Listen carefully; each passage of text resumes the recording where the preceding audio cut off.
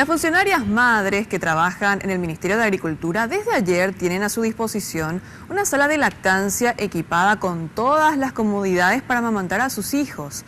Precisamente estamos en la semana de la lactancia materna. Cómodos sillones, aire acondicionado, música funcional, cambiador y hasta microondas y una heladera forman parte del equipamiento de la sala de lactancia habilitada en el Ministerio de Agricultura y Ganadería para que las trabajadoras puedan amamantar a sus hijos o extraerse la leche materna y conservarla. Es muy importante para nosotros las mamás tener esta sala para darle a amamantar a nuestros hijitos, como saben que la lactancia es prioridad para los primeros meses de gestación de nuestras criaturas. Y la verdad que está muy buena la infraestructura, es muy cómoda la verdad. Porque demasiado necesario es para amamantarle, ya que mi bebé consume solamente leche materna, todavía no, ¿cómo te voy a decir? No tolera todavía la otra leche. ¿Cuánto tiempo tiene? 7 meses de edad tiene.